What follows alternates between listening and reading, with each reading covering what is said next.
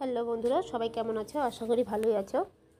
আজকের ভিডিওটা তাদের জন্য যারা পার্লারের কাজ শিখতে চাও নতুন, বা যারা মনে করো বাড়িতে বসে হেয়ার কাট করতে চাও, পার্লারের মতো করে করতে চাও। আজকের ভিডিওটা তাদের জন্য। তো চলো ভিডিওটা স্টার্ট করা যাক। যারা আমার চ্যানেলে প্রথম তারা প্লিজ চ্যানেলটিকে সাবস্ক্রাইব করে পাশে থেকো, আর পাশে থাকা বেল আইকনটি প্রেস করো, যাতে করে এরপরের ভিডিও নোটিফিকেশন সবার আগে তোমাদের কাছে পৌঁছে যায়। তো চলো ভিডিওটি স্টার্ট করা গেল। তো এই দেখো কত লম্বা চুল, আর এই চুলটা প্রচুর পরিমাণে কার্লি, তার কারণ কোঁকড়ানো চুল। এটাকে যখনই আমি কাট করতে যাব, তার আগে সবার আগে তোমাদের ভালো করে চুলটা ভিজিয়ে নিতে হবে। প্রথমেই কিন্তু এফ্রনটা পরিয়ে নিতে হবে, আর যারা বাড়িতে করবে তারা অবশ্যই একটা তাওয়াল বা একটা কিছু পিছনে দিয়ে নিও, তা না হলে পিঠটা পুরো ভিজে যাবে। পুরো চুলটাকে খুব ভালো করে জল দিয়ে তোমরা ভিজিয়ে নিবে, কারণ চুল যত কার্লি চুল বা স্ট্রেট চুলই হোক না কেন, চুল যতটা ভিজিয়ে নেবে কাটিংটা কিন্তু ততটাই খুব সুন্দর হবে। তো যারা বাড়িতে বসে এই চুল কাটা শিখতে চাইছো বা পার্লারের কাজ নতুন শিখছো, তাদের জন্য কিন্তু খুব ইজিভাবে আমি ইউ কাটটা শিখিয়ে দিচ্ছি খুব সুন্দরভাবে। যারা চুল কাটতে ভয় পাও বা বাড়িতেই পার্লারে গিয়ে টাকা লাগবে বাড়িতেই করে নিতে চাও, তো তাদের জন্য এই ভিডিওটা। তো স্কিপ না করে পুরো ভিডিওটা দেখো, আমি স্টেপ বাই স্টেপ পুরোটা তোমাদের বুঝিয়ে এবং দেখিয়ে কিভাবে আমরা পার্লারে চুল কাটা হয়, এবং খুব সহজভাবেই সেটা আমি তোমাদেরকে আজকে দেখিয়ে দেব।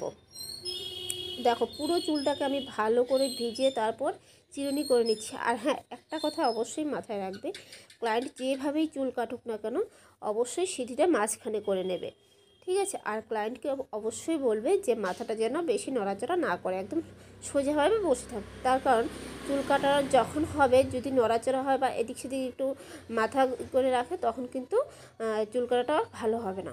দেখো পুরো চুলটা আমি ভালো করে চিরুনি করে নিয়ে তারপর মাঝখান থেকে আমি একটা সেকশন বের করে নিলাম, যাতে করে আমার খুব সুবিধা হয় চুলটা কাটতে। তোমরা দেখো, তোমাদের সুবিধার জন্য কিন্তু আমি এইভাবে চুল কাটাটা দেখাচ্ছি। পুরো দু সাইড থেকে চুল রেখে একদম পিছন থেকে মাঝখান বরাবর আমি একটু চুল নিয়েছি, এবং ক্লায়েন্টকে জিজ্ঞেস করে নিচ্ছি তুমি কতটা লম্বা রাখতে চাও। তো ওর কথা অনুযায়ী আমি এই চুলটা কেটে দিলাম যতটা লম্বা রাখতে চাই। তো দেখো এই যে চুল মাঝখানে চুলটা আমি কেটে নিয়েছি, এই পর্যন্ত লম্বাটা আমি রেখে দেবো। আর আমার ক্লায়েন্ট বলেছিল যে আমি সাইড থেকে একটু শর্ট করে কাটতে চাই, মানে ইউটা একটু সাইড থেকে যেন বোঝা যায় শর্ট করে।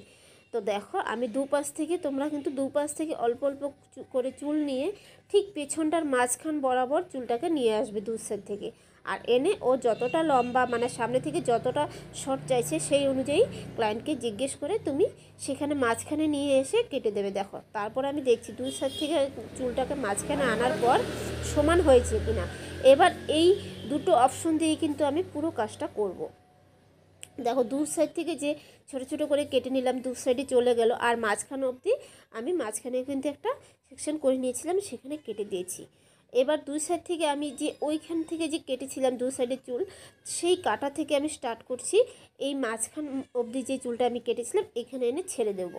খুব সুন্দরভাবে চিরুনি করে নিয়ে যখন চুলটাকে কাটবে, দেখবে খুব সহজেই এবং খুব কম সময়ের মধ্যে তোমাদের হেয়ার কাট হয়ে গেছে।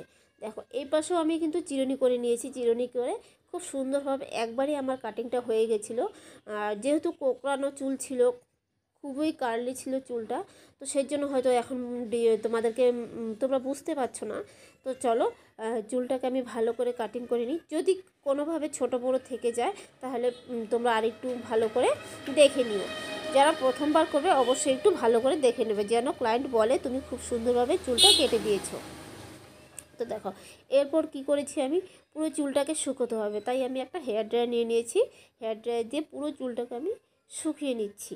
শুকিয়ে নেওয়ার পরে এই দেখো এখন ডিজাইনটা অবশ্যই তোমাদের বোঝা যাচ্ছে, অবশ্যই চোখে পড়ছে, খুব সুন্দর লাগছে কিন্তু ডিজাইনটা। দেখো ইউ কাটটা ওপরে বাঁধলে কিন্তু এই চুলটা আরও খুব বেশি সুন্দর লাগবে। তো চলো আমার ভিডিওটা তোমাদের কেমন লাগলো অবশ্যই কমেন্ট করে জানিও, আর সবাই লাইক কমেন্ট করো।